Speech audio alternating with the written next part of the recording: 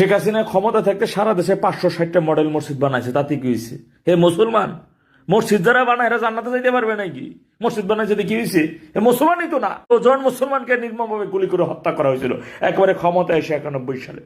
না, তারপরে তাতে কি হয়েছে? তারপরে অনেক বড় ইমান আলা আলোক কি হয়েছে? বাবরি মসজিদ ভাঙতেছে ভারতে, আর দেশের একজন খ্যাতনামা মাওলানা তার প্রতিবাদে মিছিল নিয়ে আসে, সেখানে গুলি চালে 16 জন মাইরে ফেলেছে। এতে কি হয়েছে? তারপরেও তার মতন ভালো মানুষ হয় না। যে যে লোক জামাইয়ের বিচার না চাওয়ার জন্য 1 টাকায় গুলশানের বিশাল বাড়ি নিছিল খালেদা জিয়া, না তাতে কি হয়েছে? তবু সে আপসীন, অবশ্যই সে আপসীন।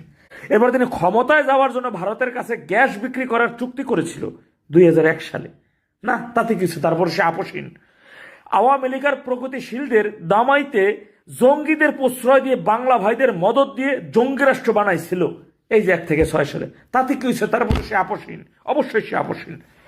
ভারতের সুজাতা সিং এর সাক্ষাৎ পাওয়ার জন্য দাঁড়ে দাঁড়ে ঘুরছিল 14 নির্বাচনের আগে, তাতে কি হয়েছে?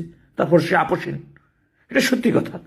2008-এ কেঁদে কেঁদে কেঁদে হেঁটে আপোষ করে তারেককে বিদেশ পাঠিয়েছিল, তবুও নাকি সে আপসীন। এই যে 2008 সালে যে এই পোলারে দেশে আর আসবে না, ও বিদেশেই থাকবে বাকি জীবন, সেই মুচলেকা দিয়ে আপোষ করে পোলারে বিদেশ পাঠাইছিল এই 2008 সালে। এরপরে যে তারেক রহমান আসছে, তাতে কি হয়েছে? আপসীন।